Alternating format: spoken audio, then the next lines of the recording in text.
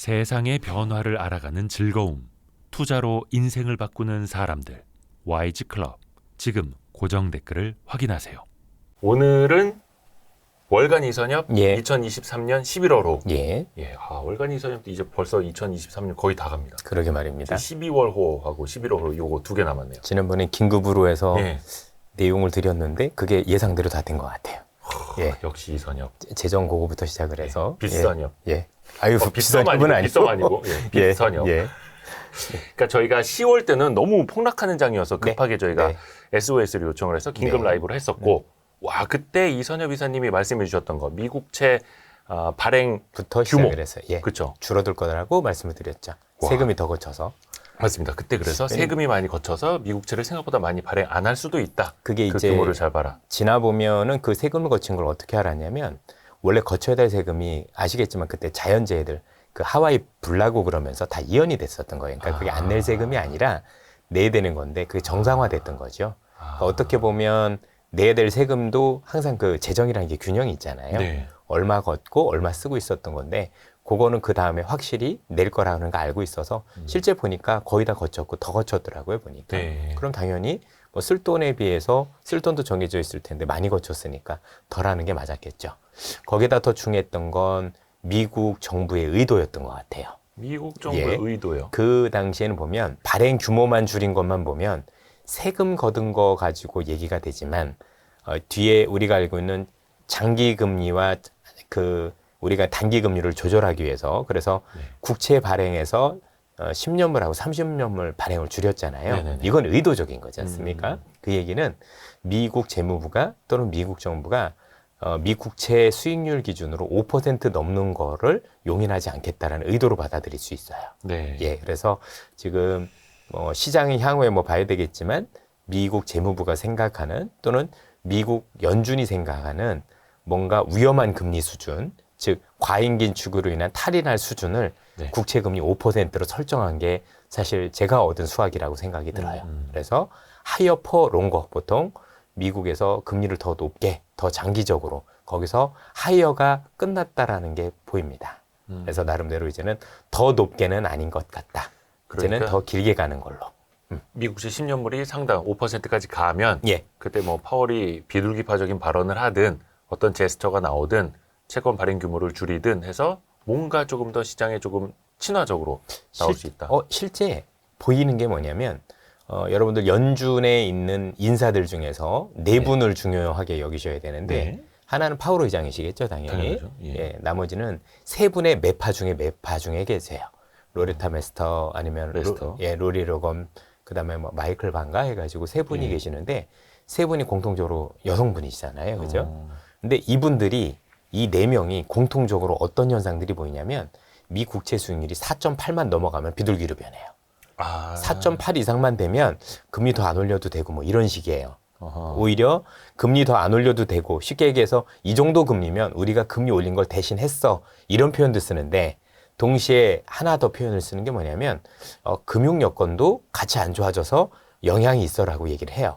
그래서 4.8 이상에서는 추가적인 긴축에 대해서는 오히려 꼬리를 상 내리는 모습을 보이고 또 반면에 4.5 근처로 오면 나중에 물가가 안 잡히면 더 올릴 수도 있어 이런 얘기를 해요. 근데 4.8 이상에서는 그런 얘기를 잘 안 해요. 그래서 레인지를 보시면 4.8 이상에서 특히 5로 갈수록 생각보다 뭐 꼭 비둘기로 얘기하기는 좀 그렇지만 톤이 많이 낮아집니다. 네. 반면에 4.5 정도 내면 톤이 다시 높아져서 약간 매파적으로. 네, 그렇습니다. 그래서 전체적인 분위기를 보면 연준도 4.8% 이상에서는 대단히 부담을 많이 느끼고 있고 이 위에서는 무슨 일이 일어날지 모른다라는 불안감을 가지고 있구나라는 걸 알 수 있었고 그래서 연준 말고도 앞서 말씀드린 미국 재무부도 그러다 보니 5% 금리까지 닿다 보니까 원래도 세금이 많이 거쳐서 국채를 덜 발행하기도 했지만 실제로는 본인들 스스로도 장기물에 대한 발행률 스케줄을 조정을 해서 네. 그렇죠? 10년물, 30년물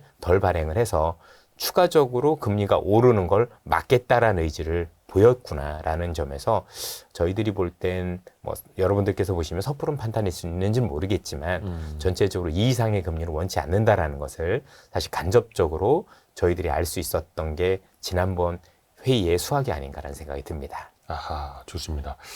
어떻게 보면 이제는 미국제 10년물 가지고 가두리 양식하는 게 느껴진다라는 거죠. 이쪽 끝에서 예, 저쪽 끝까지. 맞습니다. 왜냐하면 여기서 더 내려가는 것도 문제가 되는 게 네. 연준은 분명히 누가 보더라도 물가가 재발하는 걸 원치 않잖아요. 네. 그러려면 지금 시장에서 섣부른 피벗, 즉 정책 전환에 대한 기대가 있으면 안 되잖아요. 네. 그러니까 시장에서 연준의 이 생각을 믿게 하려면 그래 뭐 더 올리는 건 아니지만 그렇다고 내가 금리 내릴 줄 알지만 절대 그렇지 않아. 앞으로도 길게 갈 수 있어라 의지를 보여줘야 되는데 그 의지를 보여주려면 여전히 강한 모습을 계속해서 보여야 된다는 얘기죠. 네. 그래서 앞으로 금리가 더 떨어지면 연준의 스탠스 자체는 되게 매처럼 보일 거예요.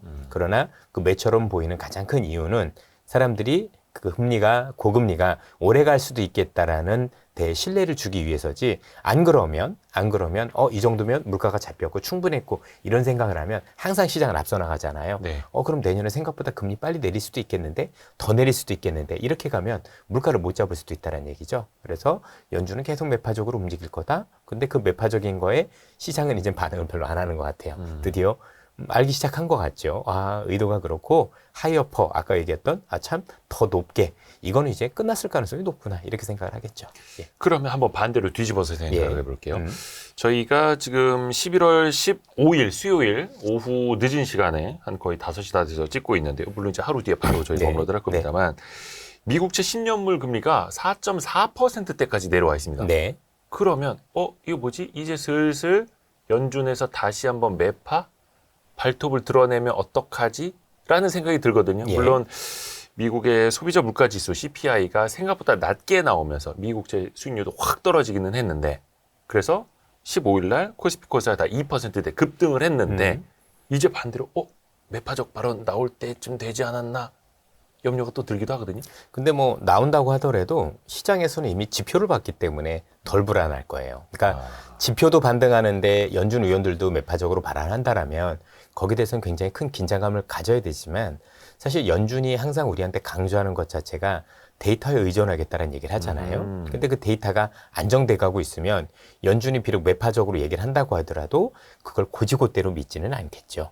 그래서 일단 데이터가 훨씬 더 중요해 보인다라고 생각을 하고 뭐 향후에 조금 더 봐야 되겠지만 물가와 관련한 데이터들 저희들이 볼 때는 몇 개가 더 우리한테 긍정적으로 다가올 가능성이 오늘부로 정해지지 않았나라는 생각을 가지고 있습니다. 몇 개가 더 다가온다라는 말. 지금 연준이 여러분들 이번에 연준 회의 때 우리한테 얘기했던 얘기가 뭐냐면 혹시 향후에 우리가 추가적으로 금리 인상을 하게 된다라면 그 조건을 붙였거든요. 네. 그 조건은 고용이 생각보다 너무 강할 경우, 쉽게 얘기하면 임금이 자꾸 오를 경우겠죠. 네. 시간당 임금 상승률이 전월 대비해서 생각보다 급등할 경우를 얘기를 한 거고, 두 번째는 성장이 생각보다 굉장히 강할 경우였었어요.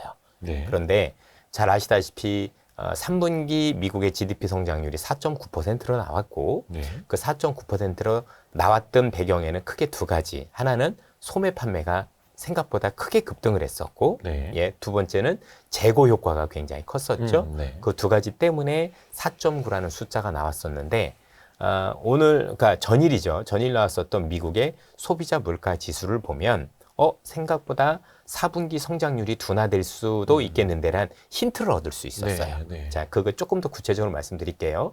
제가 지난번에도 지난번부터 나왔었던 소매 매출이 굉장히 중요하다는 말씀을 드렸었고 실제 그 소매 매출이 발표되면서부터 지수가 급격한 조정을 받았었거든요. 네. 왜냐하면 소매 매출이 중요한 게 그러니까 소비가 미국 성장률에서 차지하는 비중이 70-70%가 넘잖아요. 그 GDP의 70%라고 하죠. 그럼 이게 넘게 되면 생각보다 잘 나오게 되면 미국 성장률이 올라갈 것이고 그래서 4.9가 나온 건데 네. 오늘 나왔던 물가에서 뭐가 되게 중요했냐면 주거비였었어요. 주거비. 주거비가 그러니까 올라가는 속도가 둔화되기 시작을 했죠. 떨어지기도 했지만 그 중에서 눈여겨봐야 되는 게 숙박비였었어요. 숙박비가 이번에 주거비가 떨어진 이유가 숙박비 때문이었고 숙박비가 지지난달에는 얼마였냐면 플러스 3.7%였는데 오늘 발표된 거는 마이너스 2.5예요. 숙박비가 줄었어. 이게 무슨 얘기냐면 지난 9월 달이죠. 9월 달 지표 소매 판매가 급등했었던 게 시장에서도 언론에서도 얘기 나오는 게 테일러 스위프트라는 여자 가수가 굉장히 공연을 많이 했고 미국 투어. 그 투어 공연을 사람들이 보러 가면서 숙박비나 이런 것들이 굉장히 급등했었던 거죠. 예. 그런데 이번에 왔던 소비자 물가지에서 숙박비가 마이너스 전환했다는 얘기는 그 공연이 마무리됐다는 얘기가 되는 거죠. 테일러 스위프트가 네. 대단합니다. 예. 왜냐하면 티켓 매출만 2조 7천억이 팔렸었고 실제 그것과 관련된 간접 매출이 5조 4천억을 넘어섰으니까 테일러 스위프트 한 사람만 그리고 거기에 비욘세 공연도 있었고 오펜하이머라든가 바비라는 어떤 영화까지 돼서 전체적으로 소비가 강했었던 건데 이제 우리의 고민은 그거였던 거죠. 그러면 3분기에 일어났던 소매 매출이 즉 소비가 강했던 게 일시적이냐 지속성이 있느냐 여기에 대한 부분이 우리한테는 궁금한 거잖아요. 네. 그런데 오늘 소비자 물가지를 통해서 우리가 알 수 있었던 건 숙박비가 지난달에는 플러스 3%가 넘었었는데 이번 마이너스 2.5인 거 보면 아하. 이제는 그게 아니다라는 걸 보여준 거죠. 그러면 누가 보더라도 이번에 있었었던 그 일회성 공연에 대한 그런 어떤 문화를 즐겼었던 요인은 사실 일회성 요인이었을 가능성이 높고 그렇게 보면 이번 달에 발표되는 소매 매출은 예상외로 둔화될 가능성이 높다. 그렇게 되면 당연히 뭐 이제 두서너 달 더 봐야 되겠지만 이번 달 거부터 둔화되면 당연히 지난 3분기보다 당연히 성장률은 둔화될 것이고 그 둔화되는 정도가 우리가 생각했던 것보다 조금 더 커질 수도 있을 가능성도 배제할 수 없어 보이는 거죠. 어쨌든 뭐 몇 달간의 지표를 기다려야 되겠지만 기본적으로 시장 거기에 반응을 하겠죠. 소매 매출이 생각보다 낮아졌어. 그러면 성장률도 생각보다 낮을 것 같은데 그러면 미국 금리가 고점이란 신뢰는 확실해지는 거죠. 이제 더 이상 이거는 의심할 게 없네 라고 되면 이번에 있었던 바닥이 진바닥이 되는 겁니다. 확실히. 아하. 진바닥이라 하면은 2,400이 잠깐 깨졌던 그 지점이요. 그 지점이 진바닥이 되는 겁니다. 아하. 그래서 뭐 얼마나 올라가냐 아니면 뭐 이런 건 알 수는 없겠지만 전체적으로 그때 바닥에 대한 신뢰는 확실히 높아지는 겁니다. 그러면은 당연히 4분기 GDP는 지금 뭐 애틀란타 연은에서 미리 나오는 거 봐도 별로 맞는 적이 없는 것 같아요. 그래요? 예, 그래서 저는 별로 그렇게 신경 안 씁니다. 미리 이제 가공해서 보여주긴 합니다만 네. 2%대 거의 초중반 그거보다 더 떨어질 것 수도 있는 건데 뭐 그건 이제 물론 더 봐야 되겠죠. 네. 왜냐면 이제 지금 소비가 우리가 생각했던 것보다 훨씬 더 강력해가지고 굉장히 뭐해서 뭐 하지만 뭐 그게 꼭 맞는 건 아니니까 일단은 우리는 뭐 12월까지 갈 필요도 없고 일단 그것만 반응해도 현 상황에서는 우리가 또 수익을 낼 수 있는 기회는 생기는 거잖아요. 일단 미국 경제가 생각보다 뜨겁다. 소비가 생각보다 강력하다에서 생각보다 빠르게 식고 있다, 꺾이고 있다라는 신호만 나타나도 원래 주식시장은 그냥 어퍼컷 나오지 않습니까? 사실 꺾이고 있다는 표현은 그렇고 둔화되고 있는 거죠. 둔화. 둔화하고 꺾이는 것 조금 어감이 많이 다르잖아요. 그래서 둔화 정도로 지금 보는 게 맞는 것 같습니다. 그러면은 그것도 일종의 뭐 연착륙이죠. 그렇게 생각을 하고 있고 물론 이제 미국 경기를 바라보는 관점들이 시장을 바라보는 분들보다 너무 격차가 크세요.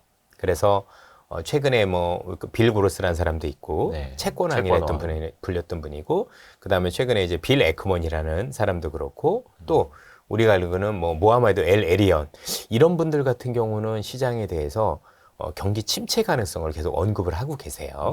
실제로 어쨌든 간에 뭐 정도는 차이가 있습니다. 저나 그분들이나 보는 시각은 다를 수 있지만 방향 자체가 위는 아니다라는 거죠.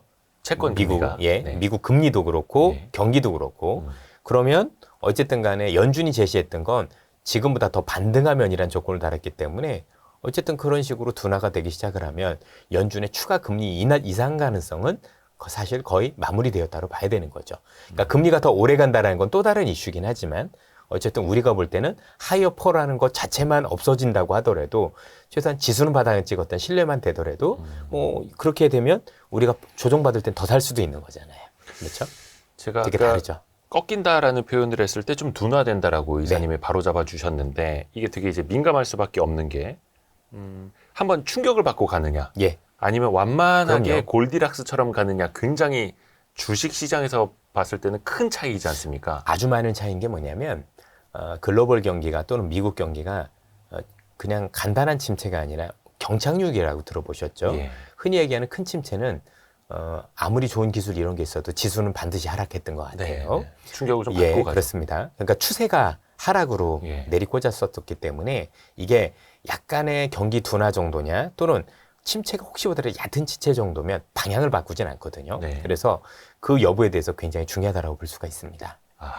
저는 현재는 둔화 정도로 보고 있습니다. 그러니까 경착륙이 아니라 연착륙 연착륙 정도로 보고 있는 거죠. 보고 있다. 그래서 어떤 주식시장 자체가 큰 충격을 받고 갈 가능성은 현재로서는 저는 이미 보지 다 않는다. 반영됐다고 봐요. 이미 반영됐다? 예, 반영돼서 바닥을 찍었다라고 생각을 하고 있고, 그래서 뭐 올라가는 정도의 사람들이 어떤 기대감이 다를 뿐인 거지, 사실은 어쨌든 간에 지난번에 봤었던 그 2400 깨졌었던 부분들이 전 바닥이라고 현재 판단을 하고 있는 상황입니다.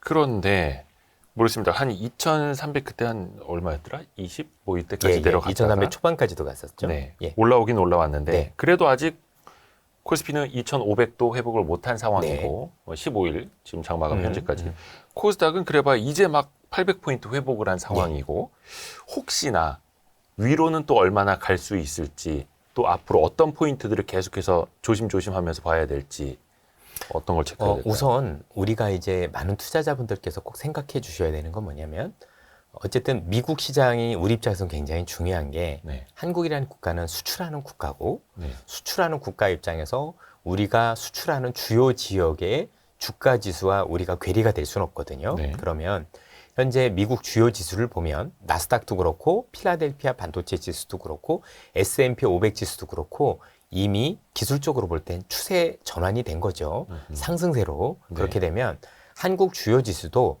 사실 시간의 문제인 거지 결국은 궤를 같이 합니다. 그래서 저는 약간의 시차를 두고 우리나라 주요 지수도 미국과 다르지 않게 결국 상승 추세로 전환될 가능성이 높다라고 현재 판단을 하고 있습니다. 우리나라는 보면 아직까지는 기술적으로 볼 때 보통 200일 이동평균선이라고 하죠. 네. 제가 기술적 분석을 잘하는 편은 아닌데 그 아래에 있는데 저는 조만간 그 위로 올라설 가능성이 높다라고 생각을 하고 있고요. 일단 외국인 매수세도 들어오고 있는 것도 확인이 되고 있고, 왜냐하면 이제 미국 시장이 저렇게 안정이 되고 특히 우리가 눈여겨봐야 될 부분이 뭐냐면 단순히 미국 지수가 오르는 게 아니라 금리가 안정이 되면서 오르는 상승은 의미가 있어요. 왜냐하면 환율에 영향을 주기 때문에. 네. 자, 이렇게 되면 미국의 달러가 고점일 가능성이 굉장히 높아지잖아요. 네. 그러면 상대적으로 한국의 원화라든가 다른 국가의 통화는 강세로 전환될 가능성이 높죠. 그럼 또 그러면, 외국인이 예, 또 그거 보고 들어오고 외국인 입장에서는 환차익이라는 게 있기 때문에 지수를 베팅할 가능성이 높고 그게 시간을 두고 벌어진다라고 보면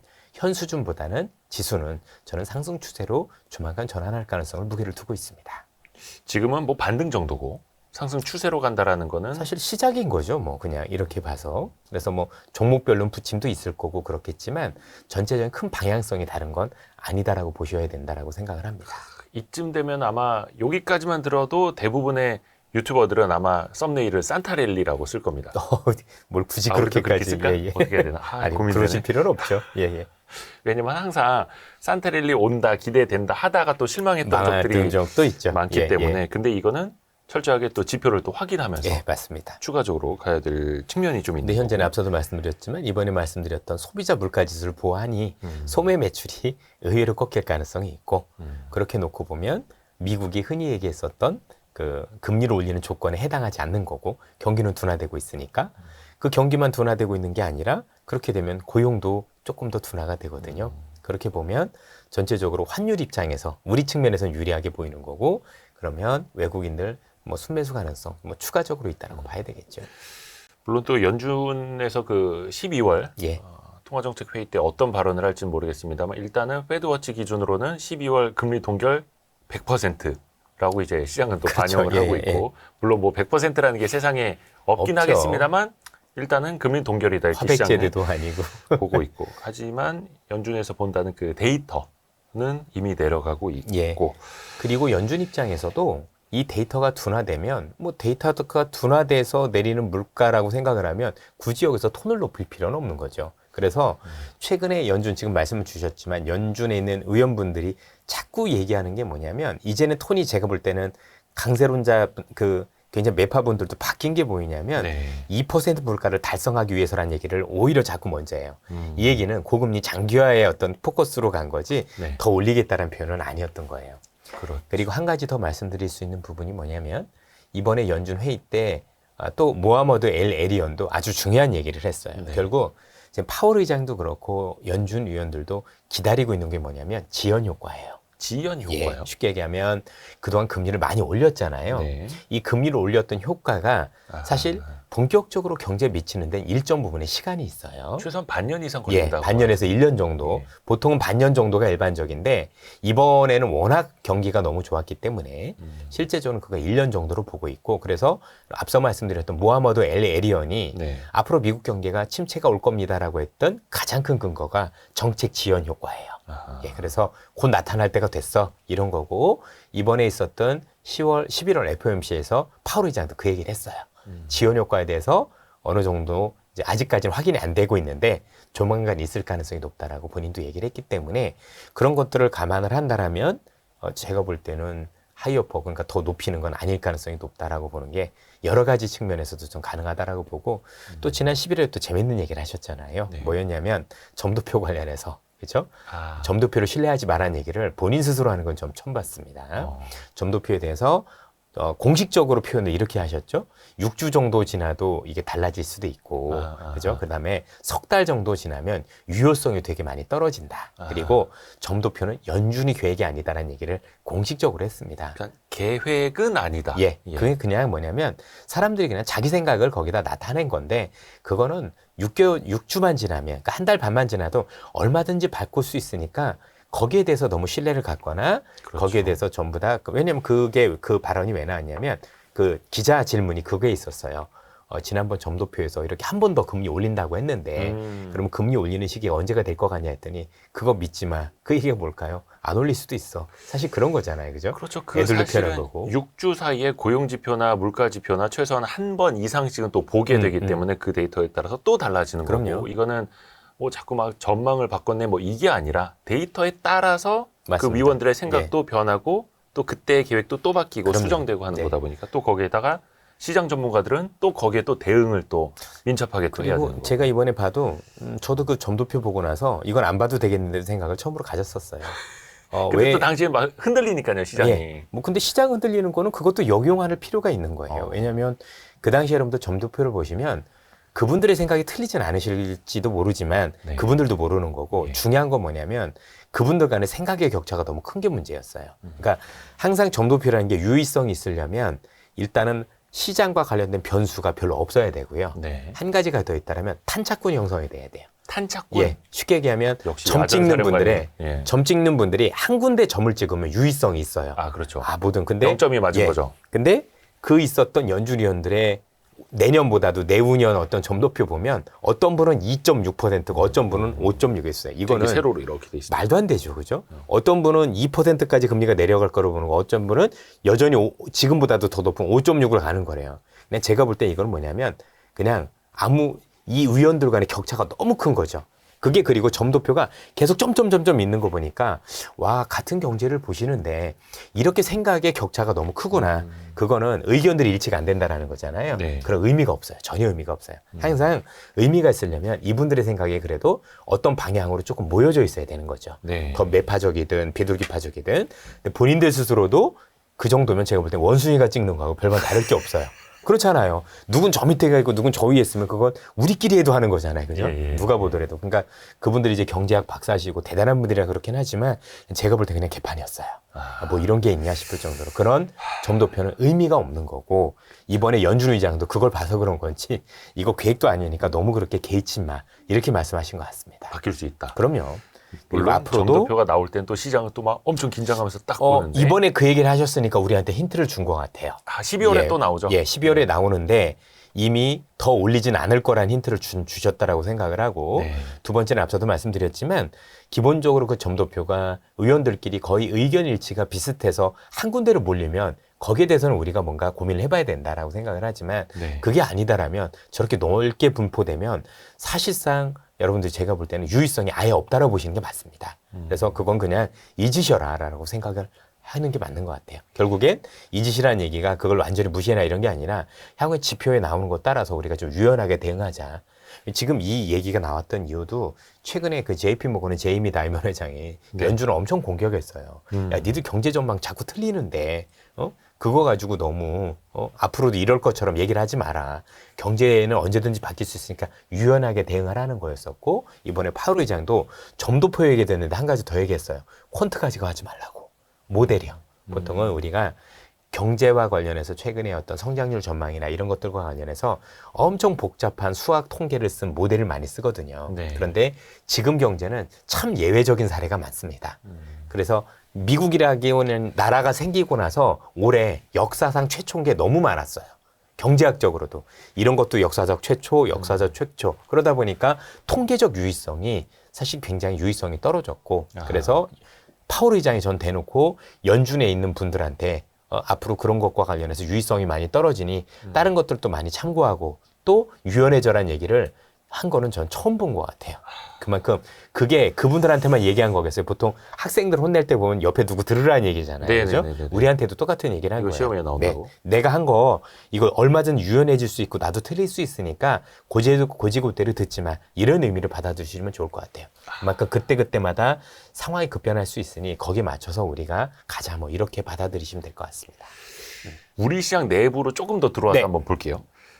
최근에 물론 이번에 CPI 발표 직전까지 펼쳐졌던 상황 중에 하나가 뭐냐면 실적 시즌 이제 끝났습니다. 3분기 실적 시즌이. 근데 실적이 발표가 되면 죄다가 좋든 나쁘든 후두둑 예. 그냥 세론이 막 나오더라고요. 이거는 그냥 전반적으로 투자 심리가 안 좋았기 때문일지 아니면 다른 이유가 있었을까요? 그게 가장 크다라고 봐야 될 것 같아요.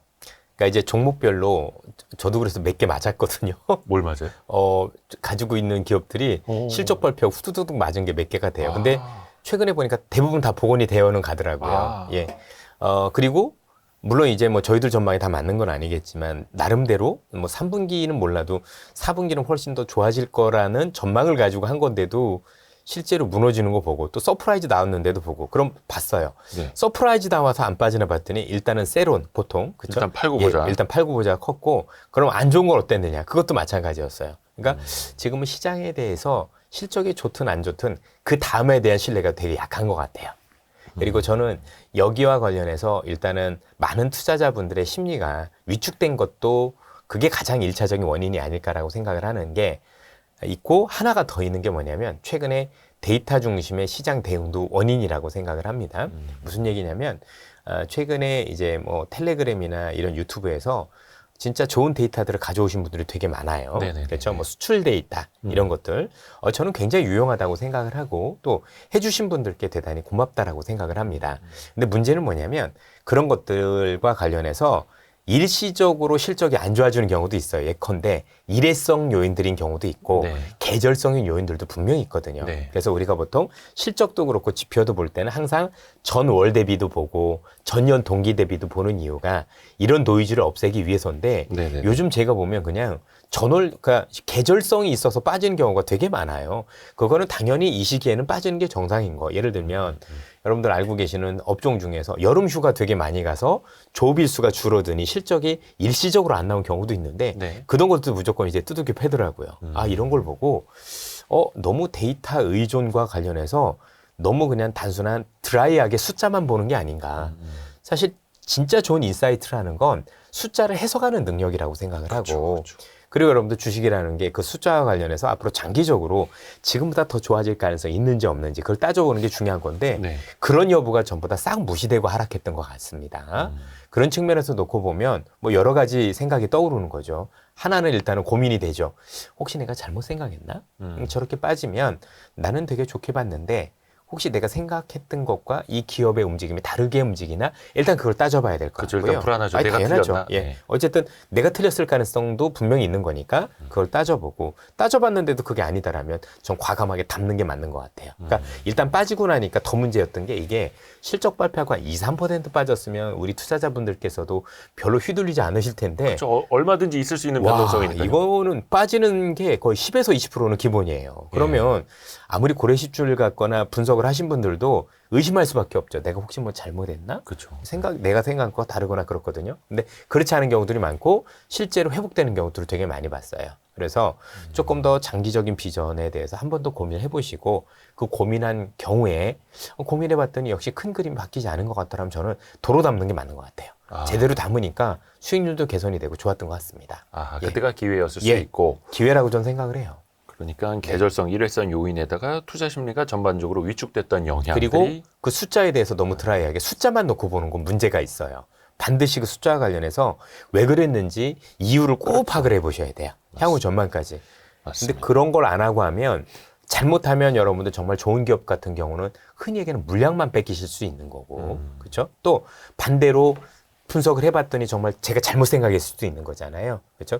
그런 경우는 어쨌든 간에 전체적으로 해도 줄여야 될 기회를 줄 수 있는 거니까 그런 여부에 대해서는 한 번 더 저는 꼼꼼히 살펴보셨으면 좋겠어요. 그렇죠. 당연히 그 이유를 알아야죠. 그냥 맞습니다. 빠진다고 두려워하고 오른다고 좋아하고가 아니라 본인이 스스로 주체적으로 판단을 해야 하는 근데 거. 분명한 거는 최근에 그것과 관련해서는 우리 시장의 변동성이 너무 커진 거는 확실하고, 어우, 변동성이 너무 제가 커요. 보더라도 그 변동성이 굉장히 피로감을 많이 느낄 정도로 예. 굉장히 변동성이 컸고, 이 변동성이 크다라는 얘기는 우리 지금 투자자분들께서 심리가 굉장히 불안하다라는 거죠. 그래서 시장을 좋게 보는 분들과 그렇지 않은 분들 간에 이 어떤 그 간극이 너무 커요.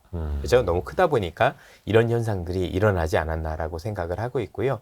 그런 것들이 전 시간을 지나면서 조금씩 좁혀질 거라고 생각을 합니다. 그래서 항상 시장의 중심을 잡을 때는 한국 시장도 중요합니다만 앞서 말씀드렸던 그래도 우리를 끌고 왔던 국가들 있잖아요. 그 국가들의 주가 지수를 보시면 그래도 큰 방향이 보인다. 그런 걸 보고 제가 볼 때 방향성을 잡아가는 게 맞다라고 생각을 합니다. 요즘처럼 진짜 변동성 커졌을 때는 옵션을 해야 예. 아우, 못 들은 걸로. 여러분들 이게 선물 옵션 이런 거는 진짜 지금 참 옵션 너무 시장 쉽지 지금 않죠. 예. 장난 아닐 것 같은데요. 예. 이게 근데 오랜만에 거꾸로 하면 되게 힘드실 가능성이 높고 항상 네, 컴퓨터 앞에 붙어 있어야죠. 맞습니다. 그거는. 이런 말씀도 드리고 싶어요. 여러분들이 가지고 계신 보유 종목이 계실 텐데 네. 되게 소중한 종목들이실 텐데 이 종목에 대한 장기 비전을 그리셨을 거고 그 비전을 그렸는데 변동성이 클 수 있잖아요. 네. 여기서 못 견디는 분들의 공통점이 뭐냐면 빚을 내서 투자하신 분들이세요.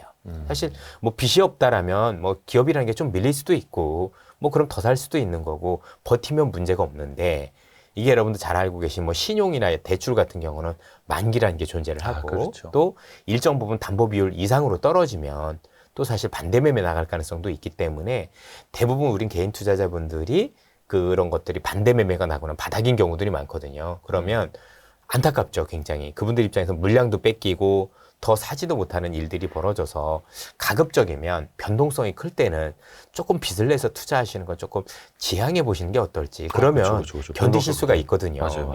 그런데 그렇지 않은 경우는 너무 안타까운 경우들을 제가 너무 많이 봐서 이럴 때는 좀 빚을 내서 투자하는 거 조금 제가 볼 때는 좀 줄여보시는 게 어떨까라는 말씀을 좀 드립니다. 그렇죠. 지수가 2,500에서 2,300 초반까지 그냥 네. 200포인트 사실 얼마든지 또 있을 수 있는 상황인데 그럼요. 그 사이에 제 한 달에 건너서 아는 분은 어우 뭐 한 200억짜리 계좌가 뭐 한 50억 남았다 뭐 이런 분도 계시고 막 이래가지고 별로 공감들 안 하실 것 같은데요.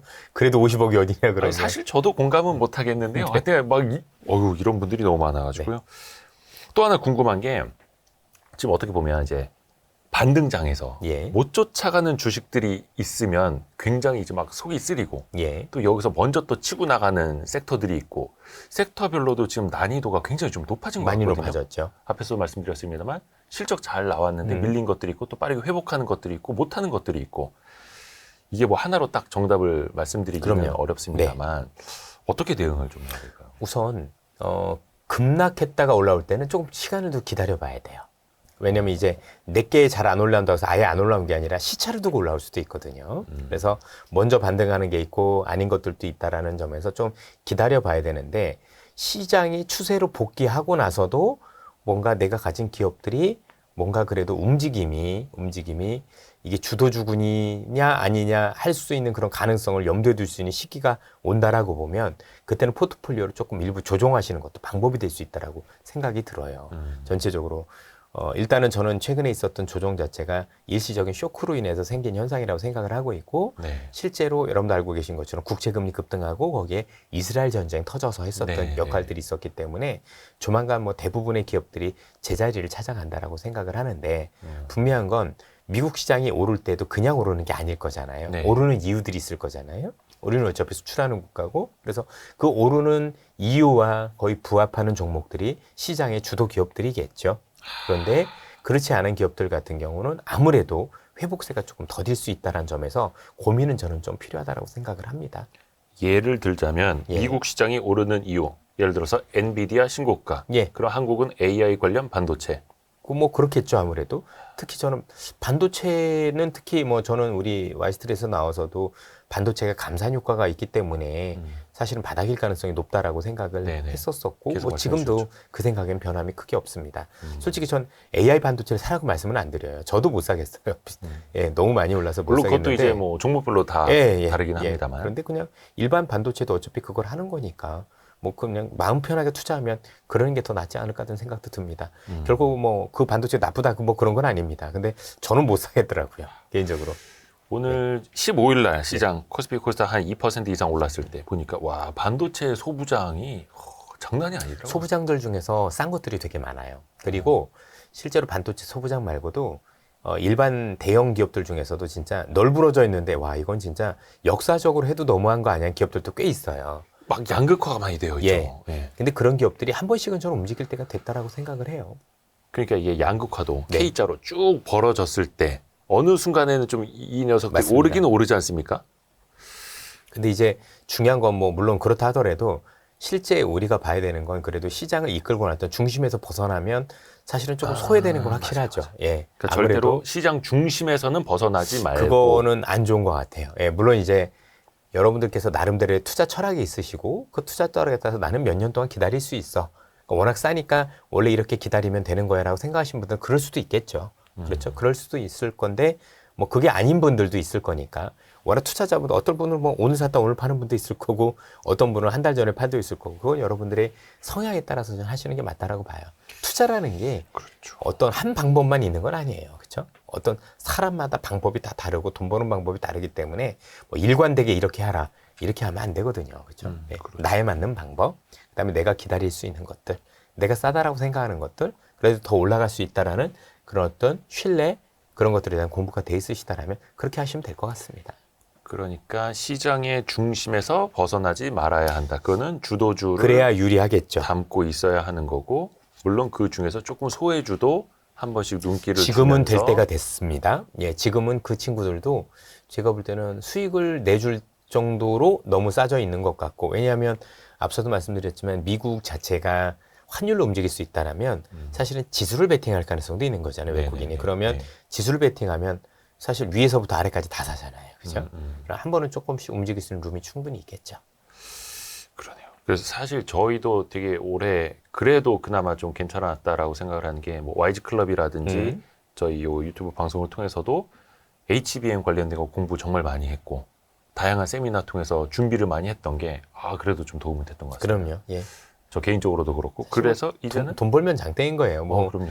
투자 철학이나 이런 건 좋은데 철학보다 더 중요한 건 그래서 내가 얼마 벌었지예요. 나중에 보면 결국 그게 중심인 거지. 우리가 무슨 뭐 철학 가지고 주식하는 건 아니잖아요. 그죠? 나만의 원칙 그런 예. 것들과 가지고 해서 남이 어떻게든 좀 요즘 뭐 댓글도 보니까 뭐 어떻게 투자해라 뭐 그러는데 왜 남 일에 신경 쓰는지 모르겠어요. 나에 맞는 그래서 내가 또 여러분들이나 저나 않는 위험이 다를 거잖아요. 어떤 분들은 10%만 벌어도 좋은 분들이 있을 거고 어떤 분들은 무슨 소리야 그래도 많은 위험을 알았는데 2배는 벌어지 않은 분들도 있을 거고 네. 내 욕심에 따라서 사실 투자 방법을 다 달리하시면 됩니다. 맞습니다. 우선은 그 주도주라고 하는 건 반도체는 거기서 미국에서 보여주고 있죠. 빠지지 않는 거고. 미국에서 최근에 그 관련 기업들이 올라가고 있으면 사실 우리라고 다르게 움직이는 건 아닌 거죠. 그러니까 필라델피아 반도체 지수가 추세 전환했는데 우리 반도체가 안 간다? 시차는 조금 있을지 모르고 정도의 차이는 있겠지만 큰 그림이 달라지진 않겠죠. 네. 왜냐면 어차피 그게 선행지표격인 거니까. 그래서 지금 미국에서 어떤 기업들이 참 되게 핫하지? 그리고 그게 우리 기업들과 어떤 연관이지? 그런 것도 따져보시면 좀 좋을 것 같아요. 예. 반도체 말고도 좀 주도주군에 들어갈 수 있는 것들이 좀 더 있을까요? 생각보다 많아지고 있다라고 생각을 하고 있고요. 네. 종목마다는 다르고 있지만 사실 뭐 여러 가지 뭐 업종들이나 이런 걸 보면 기업별로는 제가 볼 때는 슬금슬금 올라오는 것들이 많이 생기고 있는 것 같습니다. 물론 예전보다는 뭐 많지는 않겠죠, 그렇죠? 그다음에 난이도도 확실히 있다라는 건 생각이 드는데 그래도 더러더러 이런 것들은 정말 사볼 만하다 하는 기업들이 많이 생기는 것 같아요. 예. 몇 가지가 조금 이제 고민이 되는 게 특히 상반기에 좋았던 뭐 AI, 로봇, 방산, 엔터 상반기에 정말 좋지 않았습니까? 예. 근데 하반기에 조금 맥을 못 추고 반등할 때도 조금 시원하게 올라오지는 못하고 있고 사실 뭐 제가 엔터를 얘기할 그건 아닌 것 같고 엔터는 우리가 생각지 못한 일들이 너무 많죠. 그죠? 마약부터 시작을 해가지고 뭐 너무 많아서 재계약이라든지 알 수 없는 것들. 그런 것들은 우리가 이제 판단할 수 있는 건 아닌 것 같고 방산 같은 경우는 저는 어쨌든 방산은 짧게 보는 산업은 아니에요. 길게 보면 수익도 마찬가지고 왜냐면 방산은 보통 하면 몇 년씩 뭐 거기 AS도 있고 여러 가지가 그렇죠. 있는 건데 사실 수출이 더 잘 되게 한 요건들도 되게 중요하잖아요. 예를 들어서 수출입은행이 지금 증자가 돼서 네. 그죠? 무역금융과 관련해서 좀 더 해준다라면 훨씬 더 많이 좋아질 수 있을 것 같고 두 번째는 아시겠지만 요즘 폴란드가 또 정치적으로 이제 정권이 바뀌면서 또 예전만큼 수출될 거냐, 그죠? 2차 수출이 될 거냐에 대한 고민도 있을 거고 또 내년에 또 트럼프가 되면 또 달라질 수 있죠. 예, 뭐 그건 봐야 되겠지만 예를 들어서 트럼프 같은 경우는 분명히 우리한테 얘기하는 게 너희들 방위비는 너희들이 써라 하잖아요. 항상 그래요. 예, 유럽도 그렇고 예. 우리한테도. 그러면 이전에 트럼프가 있었을 때는 네.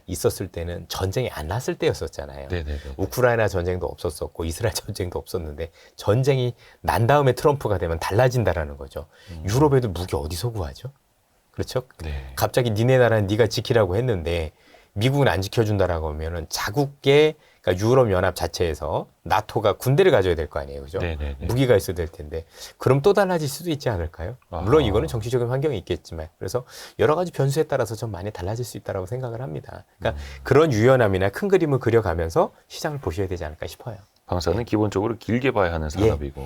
아니 대부분 다 장기적으로 봐야 되는 사업들이 되게 많은데 너무 단기적으로 보시면서 막 생각을 하니까 뭐 전체적으로 이제 좀 많은 어려움이 있지 않으신가. 또 그것도 방산이라는 것도 기업마다 다른 게 제가 이제 여러 차례 말씀을 드리지만 기업마다 어떤 기업은 유도 무기가 있고 어떤 무기는 뭐 포라는 게 있고 그죠? 네. 뭐 자주포라는 게 있고 어떤 건 전차가 있고 다 달라요. 네, 그러면 그렇죠. 각 대륙별로 나라별로 그때가 필요할 때가 딱 있어요. 어느 국가는 뭐가 필요하고 어느 국가는 뭐가 필요하고 예를 들어서 아랍 쪽 같은 경우는 유도 무기가 많이 필요해요.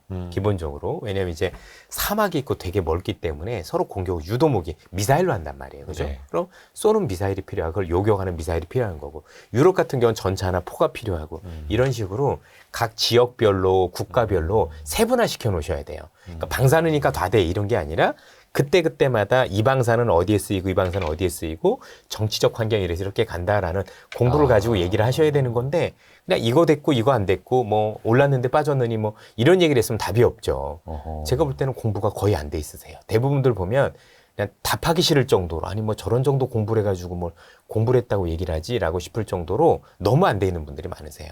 그러니까 그런 것들에 대해서 좀 더 면밀히 고민을 해보고 그 국가들의 정치적인 상황 또 거기에 우리가 들어갈 룸이 있는지에 대한 고민을 꾸준히 해야 시장에 대한 전 답이 보인다라고 생각을 합니다. 그만큼 합승력들도 많이 필요하지 않을까 싶어요. 그래서 어떤 지역에 이슈가 터졌을 때 상대적으로 이 무기 체계 중에서 어떤 기업들이 더 많이 오르고 이게 잘 보면 이미 어느 정도 답이 나와요. 쭉 보면 여러분들이 국가별로 대륙별로 어느 정도 전쟁 상황 근데 그 국가들이 수입하고 있는 국가들도 있을 거고 어떤 무기를 필요하는지 어느 정도 보잖아요. 그럼 어떤 시기에 뭘 사야 될지가 대략적으로 여러분들이 느끼실 수가 있어요. 예.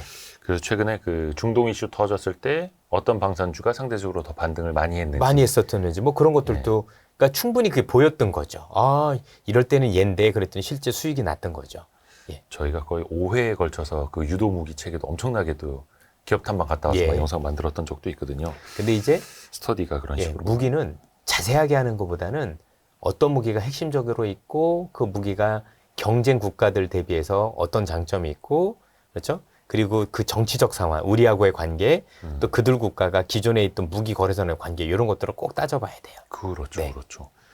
굉장히 되게 종합적인 사업입니다. 그럼요. 이건 뭐 정치적, 쉬운 사업이 외교적, 아니에요. 금융 뭐 다 같이 맞습니다. 덮쳐져야 되는 거니까요. 요즘에 그 음식료주가 네. 실적이 굉장히 잘 나왔습니다. 네. 그리고 원부자재 가격들이 좀 낮아지면서 네. 스프레드가 굉장히 좋아지지 않았습니까? 그래서 주가도 좀 좋았고 역시 근데 이제 정부에서 이리 오라고 이리 오라고 또 저 은행 혼나는 거 봤지? 통신사 혼나는 거 봤지? 하니까 바로 이제 라면값 내려야 되나 과자값 내려야 하면서 15일 날 농심이 8%나 급락을 했더라고요. 예, 맞아요. 실적도 좋았는데. 그러니까 예. 지금 일단은 그러면 이제 투자 심리 센티멘탈이 좀 약화될 수 있잖아요. 이게 사실 최근에 음식료는 여러 가지가 이슈가 있었지만 첫 번째는 이 시장 조정받을 때 조정을 안 받았었어요. 네. 나름대로 숫자도 괜찮았고 그러다 보니까 선방을 했었죠. 예, 선방을 하다 보니까 이제는 다른 것들이 올라오니 이걸 팔고, 왜냐면 기관으로 돈이 안 들어옵니다. 그러니까 옛날처럼 돈이 많이 들어오면 기존에 있던 걸 들고 사면 되는데 돈이 안 들어오고 빠져나가고 있다 보니까 다른 걸 팔아서 사야 돼요. 그렇다 보니까 아마 1차적으로 제일 먼저 타겟이 된 게 원인이지 않을까라는 생각을 기본적으로 가지고 있고요. 두 번째는 앞서 말씀드렸었던 최근에 실적만 나오면 패대기 치는 거는 2업 정도 피해갈 수는 없었다라고 생각을 합니다. 근데 우리나라 음식료들과 관련해서 눈여겨보셔야 될 부분은 뭐냐면 옛날하고 다르게 우리나라 음식료들이 내수 중심에서 수출 중심으로 바뀐 게 되게 중요해요. 그렇죠. 결국 우리나라 기업들 중에서 뭔가 큰 시세를 냈어. 이런 기업들의 공통점은 두 가지거든요. 하나는 어쨌든 글로벌적으로 그 산업이 이게 진짜 획기적으로 성장을 하든가 네. 또는 내수였던 기업이 수출로 바뀌는 경우였었던 네. 거예요. 예를 들어서 예전에 면세점이 그랬고 화장품이 한국 화장품 옛날에 외국인들이 한국 거 안 썼었거든요. 근데 그게 중국이나 아니면 요즘은 북미 중심으로 수출이 되다 보니까 사이즈가 커지면서 올라갔던 거잖아요. 지금은 그 단계에서 우리나라 음식료가 그런 것 같아요. 그러니까 우리나라 음식료가 처음에는 이제 중국에 들어가서 선전을 많이 했었죠. 네. 중국에서 되게 우리나라 음식료에 대한 어떤 신뢰가 높다 보니 좋았지만 이제는 중국이 아닌 지역에 수출을 많이 하기 시작한 품목들이 늘어나고 있잖아요. 그렇죠. 그러면 이게 내수가 아닌 새로운 수출주로서 그래서 품목별로 바라보면 저는 최근에 조정이 있었다고 하더라도 꽤 여러 기업들 같은 경우는 지금이 수출 초기인데 아니면 이런 기업들도 이쪽으로 수출이 되네 라는 기업들 잘 찾아보시면 네. 저는 의외로 그런 기업들 중에서 뻗어나갈 수 있는 기업들이 꽤 보이는 것 같더라고요. 아하. 예. 내수에서는 조금 정치적으로 얻어맞을 수는 있지만 있죠. 있어도 수출을 예. 통해서 훨씬 더 이제 만회를 그럼요. 할 수 있는 그런 이게 기업들 사실 위주로. 뭐 엔터 때문에 되게 좋아진 케이스고 우리나라 1인당 GDP 같은 경우가 세계 7위 정도니까 5천만 이상 국가 기준으로 네네네. 뭐 조그만 나라들끼리 하면 꽤 밀리겠지만 예. 그래서 우리나라하고 이탈리아하고 거의 비슷해요. 그렇죠. 수준이. 그러면 외국인들이 볼 때는 한국의 음식 자체가 이제 선진국 음식이다 보니 되게 좋아하는 것 같더라고요. 그래서 그런 것들에 대한 고민은 앞으로도 더 많아질 것 같고 품목도 많아질 것 같아요. 그래서 그런 품목들과 관련해서 여러분들 잘만 눈여겨보시니까 외국인들이 이 품목을 되게 사기 시작했어 라고 하면 그 기업들 꼭 한번 가보셨으면 좋겠어요. 그럼 의외로 진짜 폭발적인 성장을 하는 기업들이 되게 많아요. 수출을 잘하는 음식료죠. 내수인데 수출로 바뀌는 애들이 꽤 있는 거죠. 전환이 돼가고 예. 있네. 특히 여러분들 보시면 최근에 미국도 물가 많이 올랐는데 네. 우리나라 그 음식 같은 경우가 이렇게 포장해서 파는 것들 같은 경우도 되게 좋은 아이디어들이 될 수 있잖아요. 안 비싼데 꽤 괜찮고 가성비 좋은 맛있고. 음식으로. 예, 맞습니다.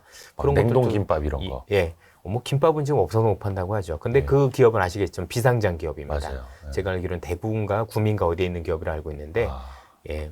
그래서 아쉬웠죠, 되게. 예. 거기 아마 증권사 IPO 하는 데들이 막 찾아가지 않을까요? 난리도 상장. 실제로 그랬어요. 우리랑 계약해서 예. 상장하자고. 그래서 아마 거기가 여러 뭐 업체도 되고 그래서 그게 냉동김밥을 해서 원래 되게 기술력이 있었던 거고 예전에 무슨 프로그램도 나왔었다고 제가 알기로는 뭐 뭐지 그게 무슨 달인 뭐 이런 데도 나왔던 걸로 알고 있는데 예.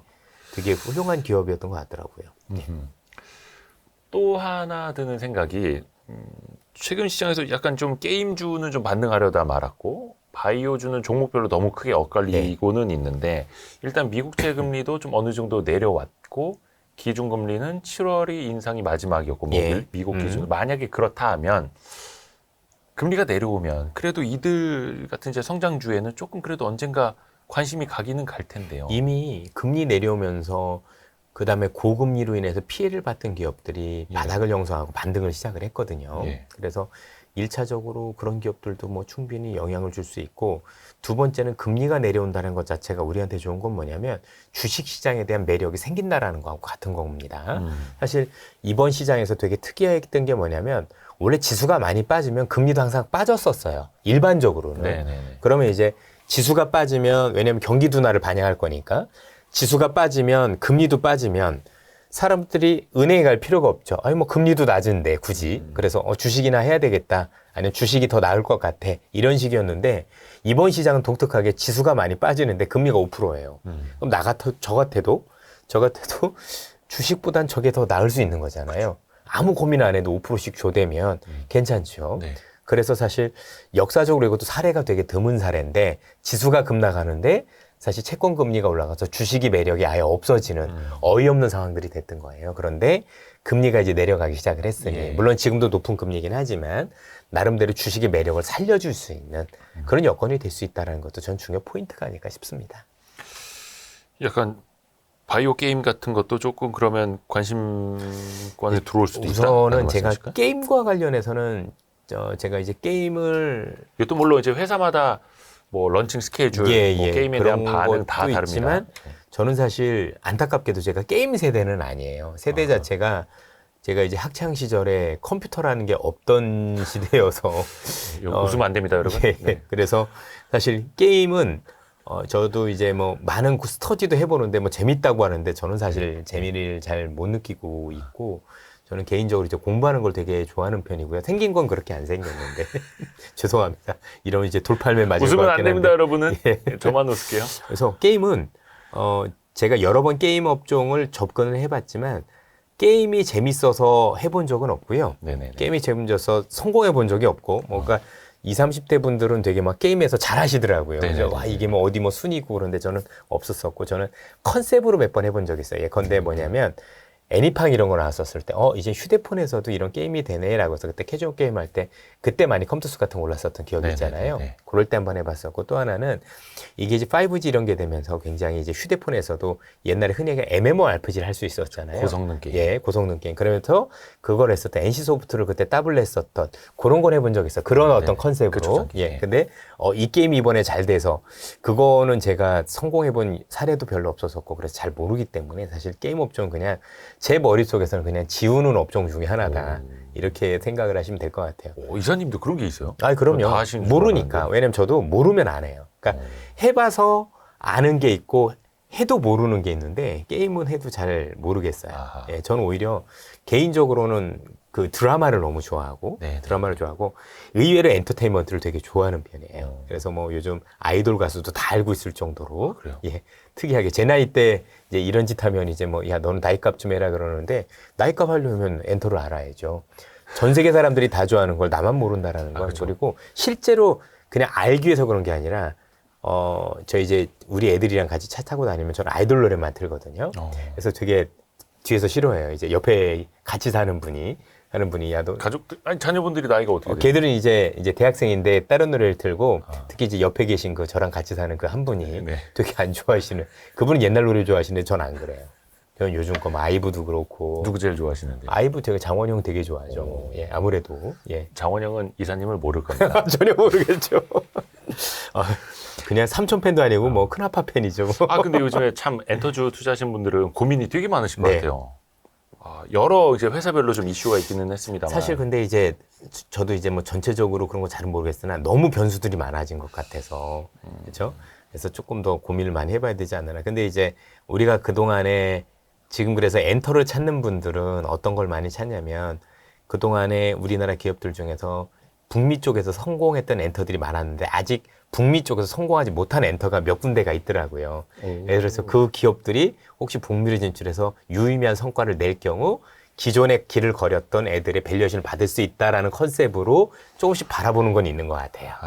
그렇죠? 왜냐면 이제 기존에 했던 거 다 했잖아요. 북미에서도 네네네네네. 성공했고 다 해봤고 그랬는데 뭐 애들 군대 가고 뭐 그럼 쉽지 않을 건데 뭐 군대 간다고 다는 아니겠지만 그래서 현재 있는 수익원들을 다시 찾아나가는 그래서 뭐 얘네가 뭐 굿즈도 팔고 뭐 여러 가지 하는데 그런 거 만드는 것과 관련해서 그게 수익화되는지 여부도 되게 중요하지만 그것보다는 어쨌든 선두적으로 걸었던 회사들이 있고 아직 그 길을 못 따라가는 회사들이 있는데 혹시 그 못 따라가는 회사들이 뭔가 유의미한 그런 따라가는 회사들처럼 그런 스토리를 창출할 수 있다라면에 대한 고민을 지금 여의도에서는 하고 있는 것 같습니다. 그러니까 기존에 북미 진출을 안 했던 기업 중에서 그렇죠. 예. 근데 이거는 했는데 그러면 실패했었죠, 사실은. 막 4대 예. 메이저 기획사는 아닌 것 같은데. 4대 애들도 있습니다. 그래요? 예. 생각보다 나갔는데 결과가 안 좋았던 애들이 있죠. 예. 그건 좀 찾아봐야겠네요. 좋습니다. 지금 이제 정치권에서 뭐 이제 선거 앞두고 여러 가지 막 정책들이 많이 나옵니다. 네. 그 중에서 지금 연말에 이야기 나오는 게 대주주 양도세 개편. 네. 이게 또 좀 큰 이슈가 되지 않겠습니까? 되죠. 이게 그래서 시행령으로 대통령령으로 바로 바꿀 수도 있다. 그러면 이거 바꾸려면은 연내에 바꿔야 된다. 그렇죠. 근데 바꿔야죠. 예. 야당에서는 반대를 한다라고 공식적으로 입장을 냈고 그래서 어떻게 될지는 모르겠는데 사실은 작년 이맘때도 운은 띄웠다가 결국은 안 됐던 건데 이게 좀 시장에 큰 영향을 줄까요? 어떻게 일단은 보세요? 변동성을 크게 해줄 수 있는 게 아무래도 대주주 이슈와 관련해서 사실 예전에는 안 그랬었는데 요즘 개인 투자자분들도 올해 수익률이 좋은 분들이 많지는 않지만 있으세요. 네. 그러다 보니까 민감할 수밖에 없는. 왜냐 일단은 한번 들고 가면 세금이 너무 많잖아요. 네. 그러다 보니까 그런 이슈가 있는데 아마 현 정부에서도 하시려고 해도 이게 이제 다른 제도와는 다르게 부자 감세 이슈가 있다 보니까 네. 그렇죠. 뭐 야 한 종목당 몇십억 가지고 있는 게 서민이냐 이렇게 얘기되다 보니까 아마 서로 간의 의견이 조금 이제 많이 다르신 거라고 생각을 합니다. 네. 근데 어쨌든 간에 현 정부에서는 추진을 하고 계시고 그래서 섣부르긴 한데 뭐 며칠 더 봐야 되겠지만 금액상의 조정이 우리 기대만큼은 아니더라도 좀 일어날 가능성도 없잖아 있는 것 같아요. 왜냐면 계속 그럴 거고 내년 총선을 앞두고 이제 야당에서도 많은 생각을 하실 거잖아요. 그죠? 네. 그래서 야 이게 내가 안 해주면 왜냐면 지금 일단은 제일 중요한 게 우리 서민분들의 생각이신 것 같아요. 그래도 전 국민이 느끼실 때 야 이거는 지금 10억인데 그걸 올려주는 건 이건 아니지. 뭐 진짜 부자들만 이렇게 하는 건데 아니지라는 게 중론으로 되면 중론으로 되고 반대가 심하면 아마 현 정부에서도 추진하기 쉽지 않으실 거라고 생각을 하고 반면 야 요즘 물론 10억이 너무 큰 돈이긴 하지만 그래도 이것저것 감안하면 시대에 맞지 않다라는 공감들이 생기면 금액상의 문제는 있다고 하더라도 우리가 생각하는 것과 아니더라도 약간의 상향될 수 있는 여지는 있다. 왜냐면 어차피 총선을 앞두고 있으면 그 총선과 관련해서 우리 국민분들의 뜻이 전 제일 중요하다고 생각을 해요. 그래서 우리 국민분들이 생각하는 여론이 어느 정도 모아지면 거기에 따라서 야당도 거기에 대해서는 제가 볼 때는 반대할 명분이 낮을 수도 있다. 다만 그 명분이 세워질 거냐 아니면 여전히 야 이거는 좀 아니지라는 생각을 갈 거냐 그건 조금 더 여론을 봐야 될 것 같아요. 그래서 전체로 지금 된다 안 된다가 아니라 그 여론을 수렴하는 과정인 것 같아요. 그래도 정부는 왜냐하면 이 운을 띄워본 거잖아요. 그렇죠? 운을 띄워봤고 네. 우리 국민분들한테 이런 걸 제가 추진하고 있는데 어떻습니까? 라고 일단은 추파를 던진 거기 때문에 네, 거기에 네. 대해서 우리 국민들께서 이제 우리가 현명한 선택을 해주시겠죠, 그죠? 야, 우리는 이렇게 생각을 가지고 있습니다라고 이제 생각을 모아주실 거고 그걸 이제 야당이 보고 있을 거고 그게 일정 부분 어느 정도 시간이 지나고 나면 어느 정도 그래도 대부분의 공통적 의견이 이쪽으로 가고 있다라고 하면 그 의견을 따르지 않을까라는 생각을 하실 수가 있을 것 같아요.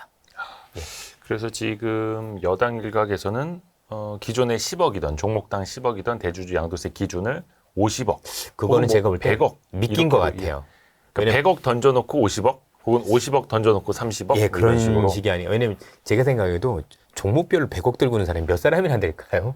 그렇죠. 이거는 제가 말 생각해도 좀 그대로 거의 최대 주주 정도만 예, 적용이 그러면 되겠고. 그거는 제가 볼 때는 법의 취지도 맞지도 않을 뿐더러 네. 이거 너무 괴리가 좀 크다라고 생각을 하고 있고 그래서 그 이하에서 합리적인 수준이 있지 않나라는 생각이 좀 듭니다. 저도 한 종목당 큰 금액을 들고 계시는 이제 큰 손들 이렇게 만나서 말씀 들어보면은 한 2, 30억 정도만 돼도 굉장히 도움이 될 거다. 왜냐하면 종목당 거의 10억에 맞춰놨기 때문에 2, 30억이면은 더 살 수 있는 룸이 생긴다. 그리고 이게 이 자체가 이제 아무래도 연말을 맞이해서 연말마다 있었던 그런 어떤 개인 투자자분들이 외국 현상. 겪어야 될 그 변동성에 대해서 시장에서 고민을 하고 있는 거기 때문에 어쨌든 방향은 우리 국민들께서 중지를 모아주실 거라고 믿고 거기에 따라서 우리 여당이든 야당이 움직이실 거라고 저는 생각을 해요. 일단 운은 띄웠다라는 얘기는 어떤 거기에 대한 생각을 하고 있는 거고 일단 여당은 확실히 생각이 있는 건데 야당 쪽에서 어느 정도까지 용인을 해주실 거냐 네. 그리고 야당이 움직이실 때는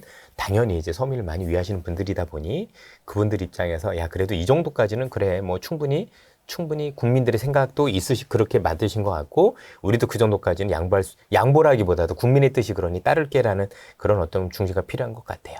지금은 일단 약간 평행선인 것 같습니다.